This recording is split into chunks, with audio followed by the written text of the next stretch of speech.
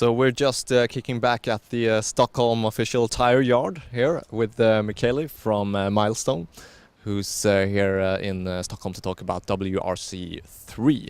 And what have you been showing us today? Well, just a quick overview of the game with some stages.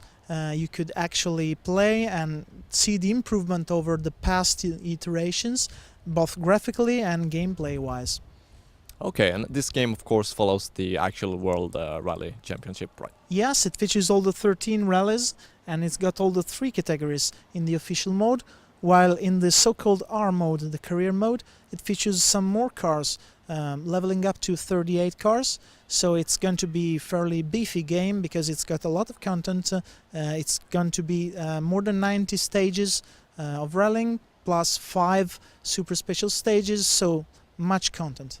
Okay, is this the biggest game in the series? Yes, for us it's an improvement over the past iterations and a major change in the series because it's going to be very different from the past 2 games. We improved the engine a lot with some new cool effects in the lighting, in the weather effects, and we completely redone many of the rallies, so it's going to be very, very nice graphically. But also the new R mode, the career mode, will be very different. It's going to be much more about driving and having fun with the challenges, because it's going to feature 7 different kinds of challenges, like catching the correct gate while driving, or busting the targets, or having to deal with a car that is going to be more and more damaged. So it's really much more about having fun while driving a rally car. Okay, so just not driving from point A to B, or No. more? It's something that we wanted to expand, so it's going to be really, really fun. It imposes you a different view over what we have done, because if you just drive the special stages, it's going to be really fun to nail your times and nail your skills. But then the challenges request something very different from you, altering what you were doing and using your new skills in a different way. So it's very interesting.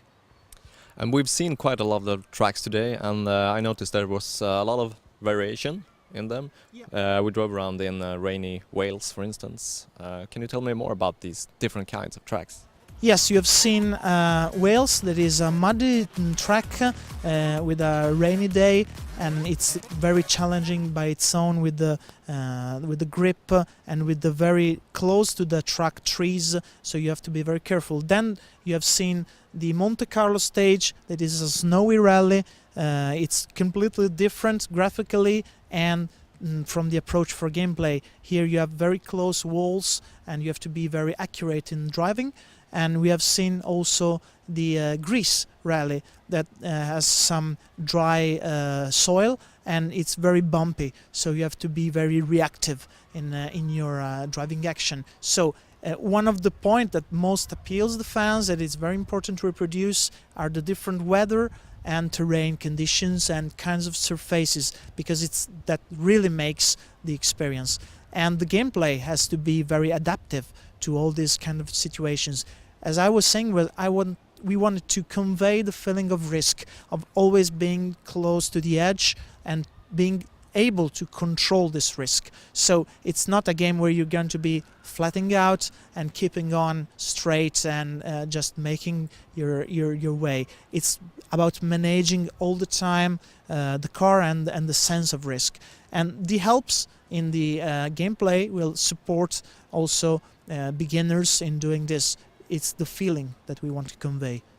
Okay, so if you would pinpoint this on a scale of arcade and simulation games, this is very much a simulator? Yes, it's really tipping on the simulation side, but it's important to understand that also beginners, fans of the real WRC that maybe have played little games, can just kick in, because all the helps for the stability, for the traction control, are not intrusive, just support you in doing what you want to do.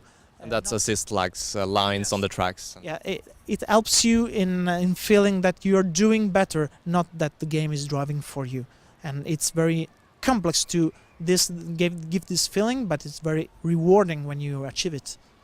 Okay, so there's a lot in store for both the WRC fans and perhaps more casual gamers as well. Yeah, absolutely. I think that it's going to appeal all the driving game lovers because it's an experience that is unique. There is no other game on the market that is providing this kind of experience. There are other games with rally cars in it or with rally stages in it, but it's not the same. This is the rally game, conveying that kind of feeling and of this kind of sport. It's about capturing it, and it's very hard and complex. It's not enough to throw in some cars and say it's a rally game. It's way beyond it.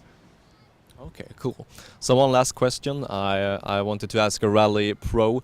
I always have problems with the hairpin turns. Have you got any hints for me? So I'm not ending up in the sand all the time. Taking hairpins is quite easier this year because the handbrake is much more smooth and natural. So if you correctly approach and use the handbrake wisely, it's going to be just like very smooth. So you're going to be at home. I'll try the handbrake thing then. Great, thanks a lot. You're welcome.